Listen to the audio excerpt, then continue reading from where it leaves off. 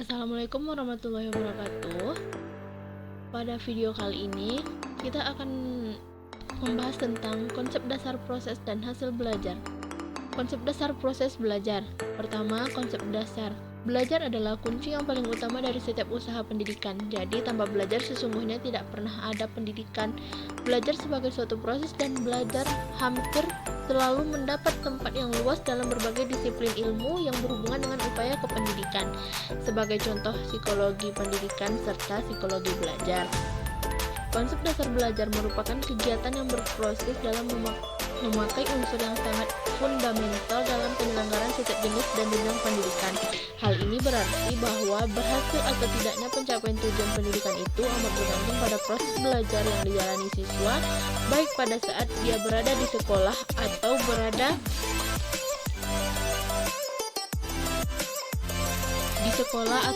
di lingkungan rumah atau di lingkungan keluarganya sendiri. Untuk itu, pemahaman yang benar tentang konsep dasar belajar dengan segala aspek serta bentuk dan manifestasinya sangat mutlak dibutuhkan oleh para pengajar.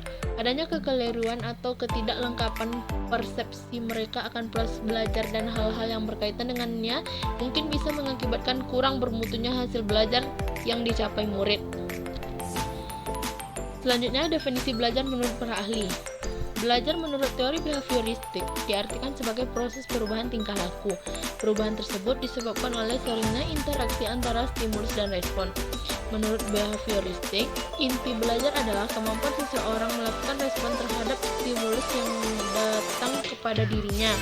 Belajar menurut pandangan teori kognitif diartikan proses untuk membangun persepsi seseorang dari sebuah objek yang dilihat. Oleh sebab itu, belajar menurut ini adalah lebih mementingkan proses daripada hasil. Konsep dasar hasil belajar.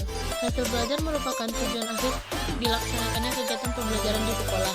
Hasil belajar dapat ditingkatkan melalui usaha sadar yang dilakukan secara sistematis mengarah kepada perubahan yang positif yang kemudian disebut dengan proses belajar. Akhir dari proses belajar adalah perolehan suatu hasil belajar siswa. Hasil belajar siswa di kelas terkumpul dalam himpunan hasil belajar kelas. Semua hasil belajar tersebut merupakan hasil suatu interaksi tindak belajar dan tindak mengajar.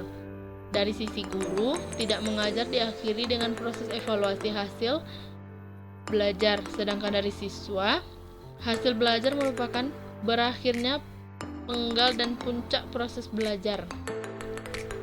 Untuk mengetahui hasil belajar seseorang dapat dilakukan dengan melakukan tes dan pengukuran. Tes dan pengukuran memerlukan alat sebagai pengumpul data yang disebut dengan instrumen penilaian hasil belajar. Menurut Wahid Murni, instrumen dibagi menjadi dua bagian besar, yaitu tes dan non-tes. Selanjutnya, menurut Hamalik, memberikan gambaran bahwa hasil belajar yang diperoleh dapat diukur melalui kemajuan yang diperoleh siswa setelah belajar dengan sungguh-sungguh. Hasil belajar tampak terjadinya perubahan tingkah laku pada diri siswa yang dapat diamati dan diukur melalui perubahan sikap dan keterampilan. Sekian, terima kasih. Wassalamualaikum warahmatullahi wabarakatuh.